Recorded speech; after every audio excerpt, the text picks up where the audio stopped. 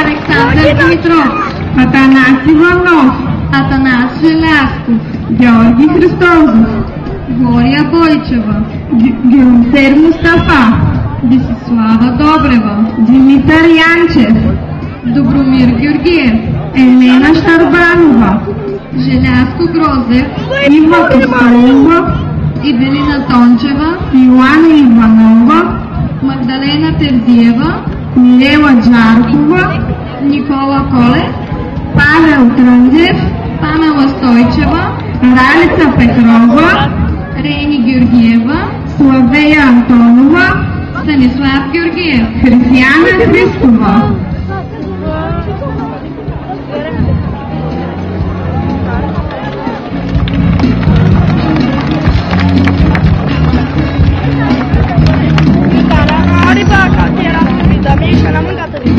Чакай си хора. Века калако ще растути бъдани.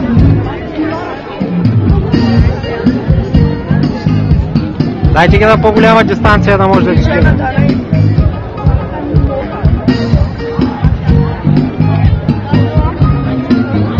Аплодирайте 12 клас, клас на госпожа Антония Ценкова.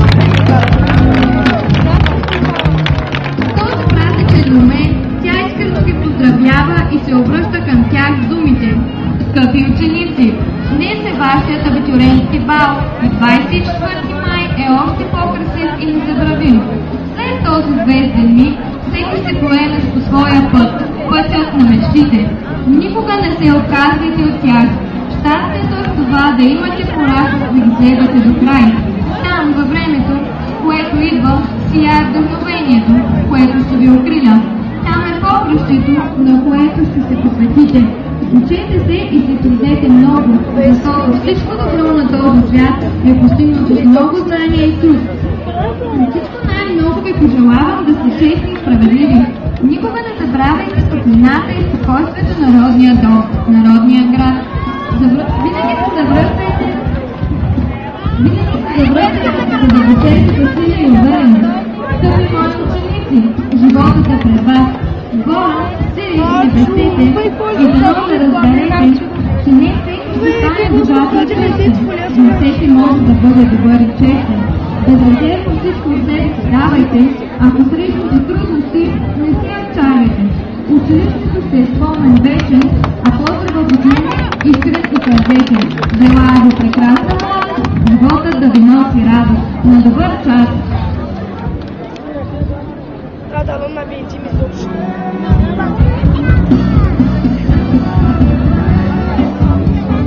Păi, dacă n-ar de cum mai e cu Ișana, da.